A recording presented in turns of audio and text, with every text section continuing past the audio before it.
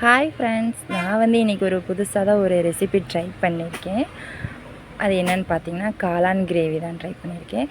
இன்றைக்கி அம்மா கூழ் வச்சுக்கிட்டாங்க, அவங்களுக்கு சாப்பாடு வேண்டான்னு சொல்லிட்டாங்க. சரின்னு சொல்லிட்டு நான் நேற்று காளான் வாங்கிட்டு வந்திருந்தேன். அதை என்ன பண்ணலாம்னு எனக்கு தெரியல. ஏன்னா ஃபஸ்ட் நாள் பிரியாணி, சுரக்காய் பிரியாணி வச்சோம். அப்புறம் இன்றைக்கி என்ன பண்ணுறதுன்னு தெரில. அதனால் எனக்கு மட்டும் ஒரு அரை பாக்கெட் எடுத்து அதை ஒரு காளான் கிரேவி மாதிரி செஞ்சுக்கலாம்.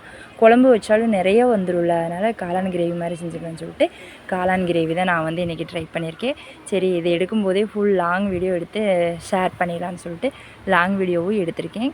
இதோட லிங்க் கீழே டிஸ்கிரிப்ஷன் பாக்ஸில் கொடுத்துருக்கேன்.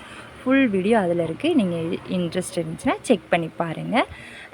வீடியோ பார்க்குற எல்லாருமே ஒரு லைக் போடுங்க. அது எனக்கு ரொம்ப சப்போர்ட்டிவாக இருக்கும், பாசிட்டிவ் எனர்ஜி கொடுக்கும்னு நான் நினைக்கிறேன். எனக்கு பார்க்குற எல்லோரும் ஒரு லைக் போட்டு பாருங்கள்.